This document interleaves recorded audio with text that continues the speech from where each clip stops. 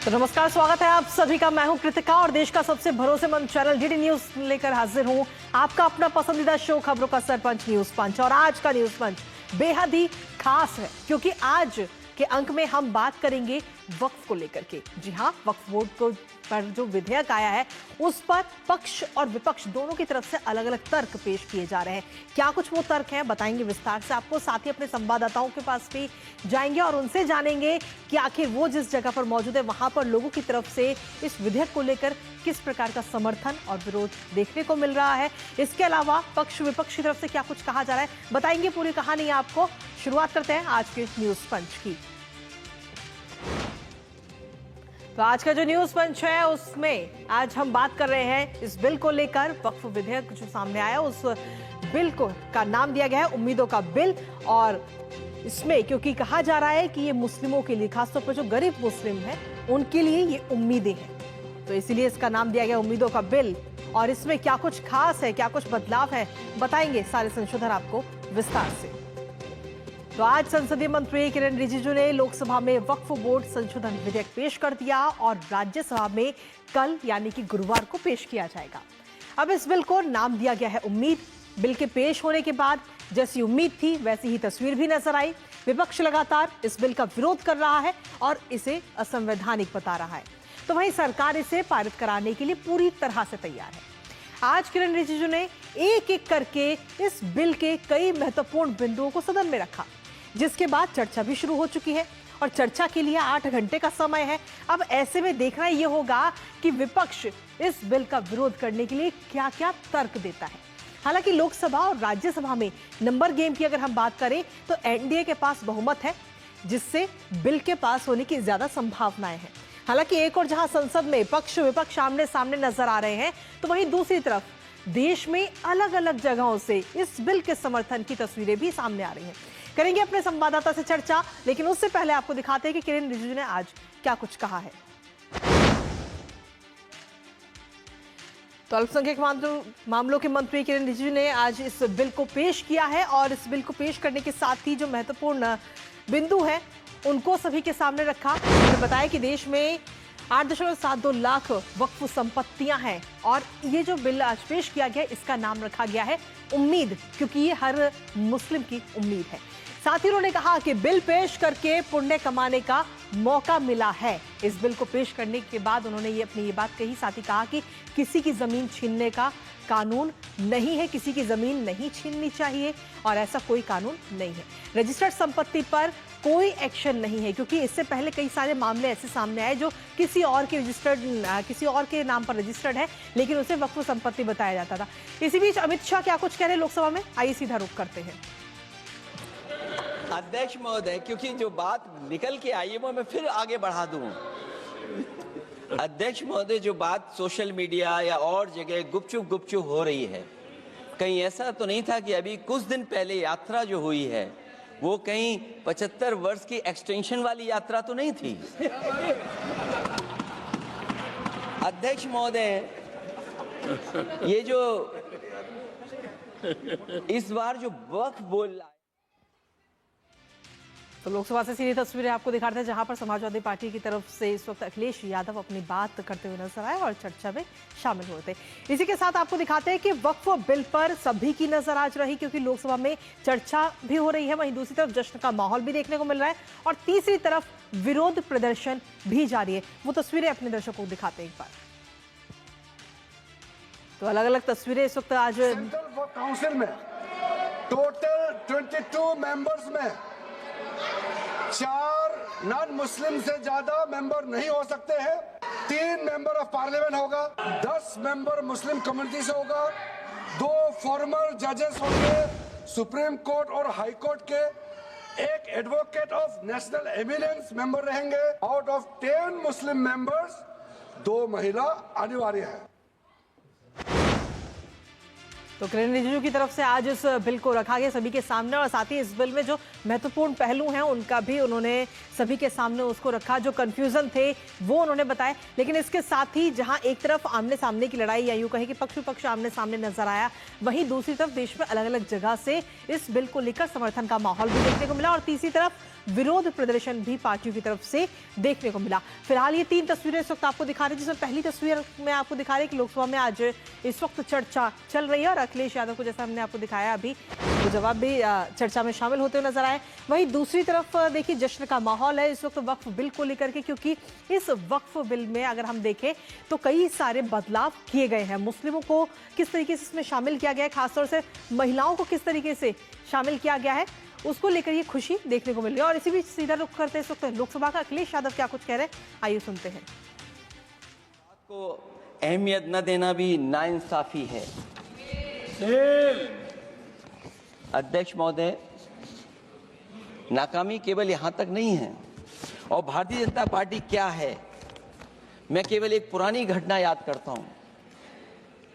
एक बार फैजाबाद अयोध्या में एक कार्यक्रम था, उसमें बड़ी तैयारी की गई थी और तैयारी के साथ कलाकार मुंबई से बुलाए गए थे। हो सकता है वो सहमति दिल्ली से ना रही हो, केवल लखनऊ की सहमति से हो रहा हो कार्यक्रम। और जब कार्यक्रम की पूरी तैयारी हो गई, भगवान श्री राम बनकर के कोई आ गया, लक्ष्मण बनकर के कोई आ गया, मां सीता भी बनकर के कोई आ गया, हनुमान जी, और भगवान हनुमान भी बनकर के कोई आ गया। लेकिन जब लखनऊ से वो हेलीकॉप्टर उड़ा और अयोध्या पहुंचा तो सब लोग थे, लेकिन उसमें हनुमान नहीं थे। अध्यक्ष महोदय, मैं भारतीय जनता पार्टी के लोगों से कहूंगा कि जानकारी करिए कि आखिरकार भगवान श्री राम थे, लक्ष्मण थे, सीता थी, लेकिन हनुमान क्यों नहीं थे? हनुमान इसलिए नहीं थे, शायद उनकी जात या धर्म कुछ और था। अध्यक्ष महोदय, ये देश मिली जुली संस्कृति से चला है, कुछ हमने सीखा, कुछ उन्होंने सिखाया। और जो लोग ये कहते हैं कि हम सबको बराबरी का हक देते हैं, अभी कुछ दिन पहले ईद निकली है अध्यक्ष महोदय, वो परंपरा रही है, न केवल मैं जाता हूं बल्कि कोई दल का नेता ऐसा नहीं न जाता हो उस कार्यक्रम में शामिल होने। भारतीय जनता पार्टी के जो मुख्यमंत्री, उप मुख्यमंत्री, वो भी जाते हैं, उप मुख्यमंत्री, सभी धर्मों के नेता आते हैं। लेकिन पता नहीं इस बार क्या साजिश थी, षड्यंत्र था कि वहां पर कुछ पाबंदी लगी हुई थी। अगर किसी कारण पाबंदी लगी हुई थी तो बात समझ में आती है, लेकिन जब जानकारी हुई है, किसी को नहीं पता था कि पाबंदी क्यों लगी है कि आप नहीं जा सकते वहां पर कार्यक्रम में शामिल होने।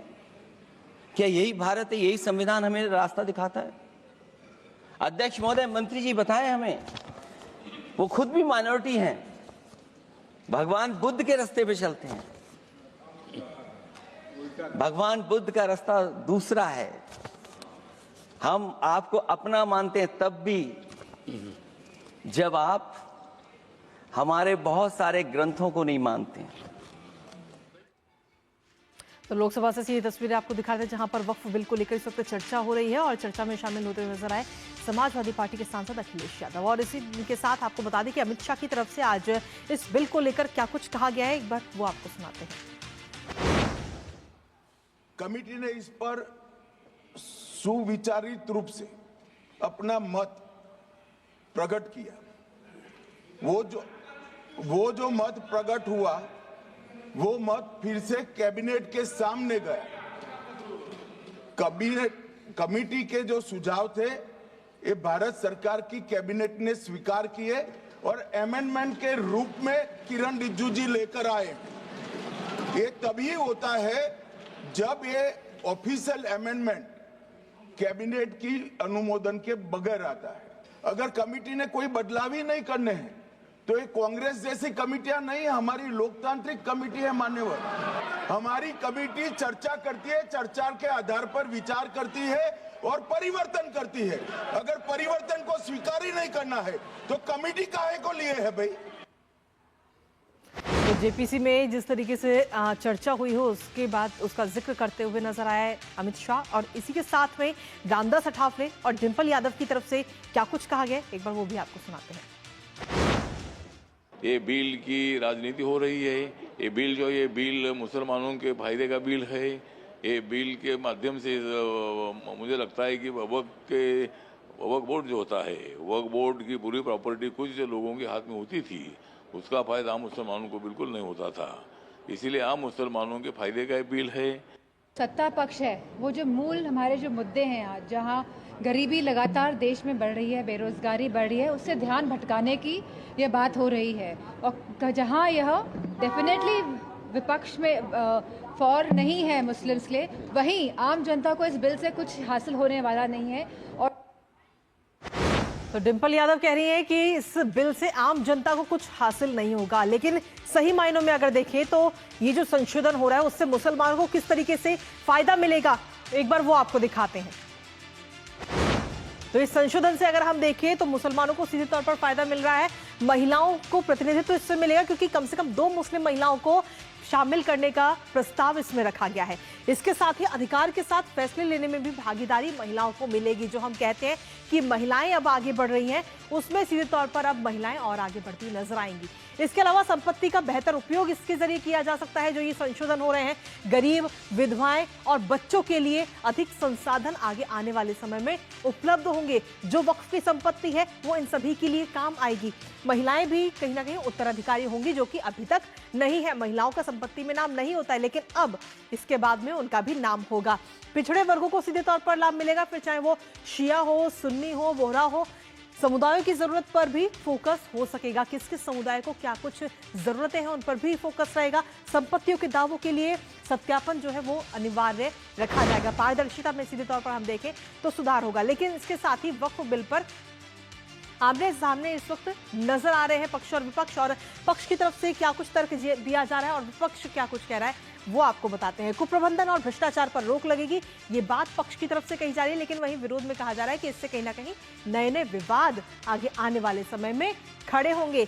पक्ष में कहा जा रहा है कि कानूनी प्रक्रिया में इससे सुधार होगा। इस संशोधन के बाद में जो कानूनी प्रक्रिया है पूरी, उसमें सुधार होगा। लेकिन विपक्ष कह रहा है कि इससे ये कानूनी प्रक्रिया और जटिल हो जाएगी। असली लाभार्थियों को सीधे तौर पर लाभ मिलेगा, ये बात पक्ष की तरफ से तर्क के तौर पर कही गई। लेकिन वहीं दूसरी तरफ विरोध में कह रहा है कि इससे कोई लाभ, किसी प्रकार का लाभ किसी को भी नहीं मिलेगा। और पक्ष में कहा जा रहा है कि जो नियम आए हैं उससे पारदर्शिता बढ़ेगी, क्योंकि हर चीज डिजिटल हो जाएगी। इसके साथ ही समर्थन और विरोध में राजनीतिक दल कौन कौन से हैं वो भी आपको बता देते हैं। समर्थन में भारतीय जनता पार्टी है, टीडीपी है, एलजेपीआर है, आरएलडी है, जेडीयू है और शिवसेना है। ये सभी वो पार्टियां हैं जो इस बिल का समर्थन कर रही हैं पूरी तरह से। लेकिन वहीं दूसरी तरफ विरोध भी इस बिल का लगातार किया जा रहा है, क्योंकि अगर हम देखें तो कांग्रेस है, समाजवादी पार्टी है, आरजेडी, टीएमसी, बीजेडी और डीएमके, ये वो पार्टियां हैं जो इस बिल का विरोध कर रही हैं। राजनीति की बात कही जा रही है और कहा जा रहा है कि इस बिल को सिर्फ जो असली मुद्दे हैं उनसे हटाने के लिए इस बिल को लाया जा रहा है। ये बात विपक्षी पार्टियां कह रही हैं और साथ ही कह रही हैं कि ये असंवैधानिक है और इस बिल को वापस लेना पड़ेगा। ये तमाम बातें विपक्षी दल कह रहे हैं। हमारे साथ हमारे सहयोगी इस वक्त जुड़ रहे हैं, सीधा उन्हीं का रुख करते हैं। हमारे साथ हमारे सहयोगी शैलेंद्र मिश्र इस वक्त जुड़ रहे हैं, जो कि इस वक्त संसद परिसर में ही मौजूद है, और साथ ही हमारे साथ में विकास सिंह इस वक्त जुड़ रहे हैं, जो कि लखनऊ में मौजूद है। सबसे पहले शैलेंद्र, आपके पास में आना चाहेंगे। अब से कुछ देर पहले रविशंकर प्रसाद को हमने सुना और उन्होंने मुख्य तौर पर 3 सवाल विपक्ष से कह रहे हैं कि आखिर इस बिल से समस्या क्या है। क्या विपक्ष नहीं चाहता कि जो वक्फ की संपत्ति है वो गरीब मुस्लिम समुदाय के काम आए? इस तरीके के सवाल रविशंकर प्रसाद की तरफ से किए गए। देखिए कृतिका, निश्चित तौर पर हमने देखा कि रविशंकर प्रसाद ने बीजेपी की तरफ से अपनी बात रखते हुए कई महत्वपूर्ण बिंदुओं को उठाया है और कहा है कि ये बताएं विपक्ष कि वो किस बात का विरोध कर रहा है। वक्फ संशोधन बिल में जो प्रावधान है वो मुसलमानों के हित में है और पसमानदा मुसलमान हो या पिछड़े मुसलमान हो उनको प्रतिनिधित्व मिलेगा, मुस्लिम महिलाएं शामिल हो सकेंगी वक्फ बोर्ड में।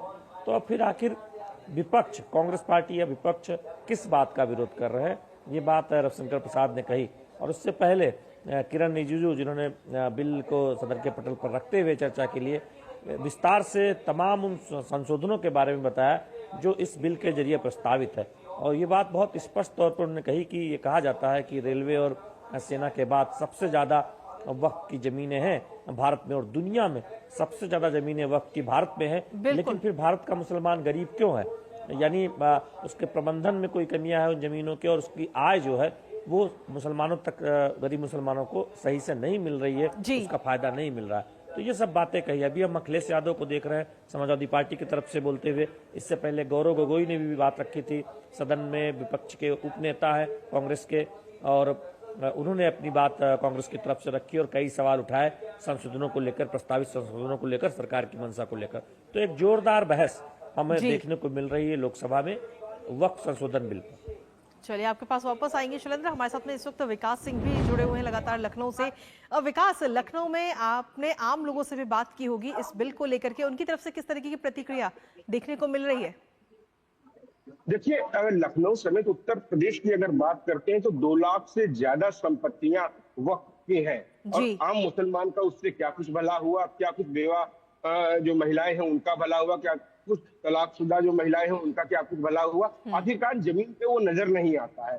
आमतौर पर हम अगर बात करें पिछले समय की, तो जिस तरीके से मुस्लिम वर्ग में कुछ पार्टियों ने अपना वोट बैंक बनाने के साथ साथ ताकत और रसूखदार लोगों को अपने साथ मिलाया, वो ये चाहती हैं कि उनका दबदबा उस समाज में कायम रहे और आम मुसलमान आगे ना बढ़ पाए। खास तौर से हमने देखा है कि तमाम सारे ऐसे नेता होते हैं जो मदरसों में बात करते हैं गरीब लोगों के बच्चों को पढ़ाने की, भले वो अपने बच्चे को कॉन्वेंट स्कूल में, अच्छे अच्छे स्कूलों में भेजते हैं। तो ये एक सबसे बड़ी बात होती है कि गरीब वर्गों तक का लाभ ना पहुंचने पाए। जब 2 लाख से ज्यादा संपत्तियां वक्त की थी, आखिर कितने मुस्लिमों का भला हुआ, क्या कुछ उसकी कोई सूची है? तमाम सारे मुतल्लिमी हो, तमाम सारे ताकतवर लोग हो जिनका वक्त पे कब्जा रहता था, आज तक उन्हीं लोगों ने इन संपत्तियों का उपयोग किया, और सिर्फ अपने और अपने परिवार के लिए उपयोग किया। अपने समाज के लिए अगर उपयोग किया होता तो हाल आज कुछ दूसरा होता। यही कुछ बात है कि तमाम सारे आम लोगों की यह उम्मीद है कि उनके जीवन के दिन अब आगे बढ़ेंगे। उनको उम्मीद जागी है इस उम्मीद से कि आने वाले समय में उनकी जो नस्लें हैं, उनके जो औलादे हैं, उनके दिन अच्छे आएंगे और उनके जीवन में सुधार आएगा। उत्तर प्रदेश में एक बड़ी आबादी में मुस्लिम रहता है और वो चाहता है कि उसके जीवन में उसके जो गरीबी है, कमजोरी है, वह दूर हो। वो चाहता है कि मुख्य धारा में जुड़े कैसे। यह बिल कहीं ना कहीं उसके लिए एक बहुत बड़ा परिवर्तन का केंद्र साबित होगा। ठीक है विकास, आपके पास वापस आएंगे। शैलेंद्र हमारे साथ लगातार बने हुए हैं। शैलेंद्र, अगर हम देखें तो इस कानून को जब लाया गया था तो उस दौरान मकसद यही था कि जो गरीब मुस्लिम है उसके काम ये आ सके, जो जमीन है वो उसके काम आ सके, उनका भला हो सके। लेकिन चीजें कब बद से बदतर हो गई ये किसी को नहीं पता चला। संशोधन पे संशोधन हुए और साथ ही अगर हम देखें तो इसकी जो शक्तियां थी वो और ज्यादा बढ़ती गई, असीमित शक्तियां वक्फ बोर्ड को दे दी गई। और अब जब उनमें सुधार हो रहा है तो विपक्ष लगातार विरोध कर रहा है। हालांकि कोई एक तर्क नहीं दिया जा रहा, अलग अलग बातें कही जा रही हैं। कृतिका, देखिए, जब बिल सदन के पटल पर रख रहे थे किरण रिजिजू, तब उन्होंने इस बात को कहा कि 10 सालों में वक्फ की संपत्तियों से आय सिर्फ 3 करोड़ रुपए बढ़ी, और ये दिखाता है कि किस तरह से इनकी संपत्तियों के आय एक तरह से कमतर दिखाई जा रही है या फिर उसको सही तरीके से प्रबंधन नहीं किया जा रहा है। दूसरी बात उन्होंने कही कि जो संशोधन हुआ 14 से पहले 2013 में, उसके बाद हो क्या रहा है कि तमाम सरकारी जमीनों पर, तमाम जमीनों पर वक्फ के दावे आ रहे हैं, और जिस संसद में वो बात कर रहे हैं उस पर भी वक्फ का दावा आ गया। तो यानी अगर ये संशोधन नहीं हुआ तो फिर इस तरह से सरकारी जमीनें या बहुत जो पहले से कोई काम में आ रही जमीनें हैं उन पर वक्फ के दावे सामने आते रहे। और जब अगर आप इस तरह से समझे कि जब देश की संसद वक्फ की जमीनों पर होने का दावा किया सकता है तो फिर बात ही क्या बचती है। कोई भी जमीन वक्फ की दावा किया सकता है, और जब आप ट्रिब्यूनल में जाएंगे, ट्रिब्यूनल में एक तरफा फैसला होगा और वहां पर उसके बाद कोई सुनवाई की बड़ी सीमित गुंजाइश है, क्योंकि न्यायालय जाने की छूट बहुत सीमित मामलों में है। लेकिन अब सरकार जो बदलाव ला रही है उसमें आप कोर्ट जा सकते हैं, आप ट्रिब्यूनल के फैसले को चुनौती दे सकते हैं, बोर्ड के फैसले को चुनौती दे सकते हैं, कई सारे रास्ते भी खुलेंगे। और जो खासतौर पर जो गरीब मुस्लिम समुदाय हैं उनके लिए बहुत ज्यादा लाभदायक ये संशोधन कहीं ना कहीं नजर आएगा आगे आने वाले समय में। फिलहाल बहुत बहुत शुक्रिया आप दोनों का तमाम जानकारी हमारे साथ साझा करने के लिए। हालांकि इस खबर पर हमारी नजर लगातार बनी रहेगी, लेकिन इसी के साथ फिलहाल न्यूज़ पंच मुझे और हमारी पूरी टीम को दीजिए अनुमति। नमस्कार।